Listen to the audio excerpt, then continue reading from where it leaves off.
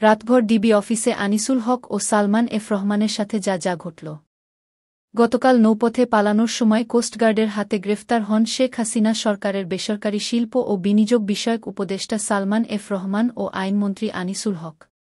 এরপর পুলিশের মাধ্যমে মঙ্গলবার ১৩ আগস্ট রাত ১০টার দিকে রাজধানীর মিন্টো রোডের ডিবি কার্যালয়ে নেওয়া হয় তাদেরকে। সেখানে রাতভর তাদের সঙ্গে ঘটে নানান কাহিনী। যমুনা টিভির অনুসন্ধানে জানা গেছে, রাতভর ডিবি অফিসের হাজতখানা ছিলেন সালমান এফ রহমান এবং আনিসুল হক। ছিল না কোনো বিশেষ ব্যবস্থা।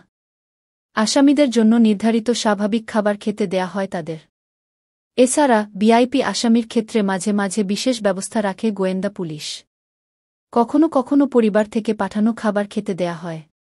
বিছানায় ঘুমাতে দেয়া হয়। কিন্তু সালমান এফ রহমান এবং আনিসুল হকের ক্ষেত্রে এসব কিছুই হয়নি।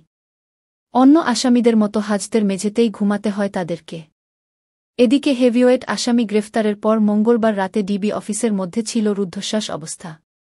আসামিকে কখন কোথায় আনা হচ্ছে, কি করা হচ্ছে অধিকাংশ কর্মকর্তাই তা জানতে পারেননি। হাতে গোনা দু-একজন কর্মকর্তা মামলা ও আইনি প্রক্রিয়া দেখভাল করছেন। ডিবির কর্মকর্তারা যমুনা টেলিভিশনকে জানিয়েছেন, মঙ্গলবার রাতে ডিএমপি কমিশনার সহ দু-একজন কর্মকর্তা ডিবি অফিসে আসেন। তবে প্রথাগত কোনো জিজ্ঞাসাবাদ হয়নি। দুপুরে আদালতে নিয়ে তাদের রিমান্ড চাওয়া হবে।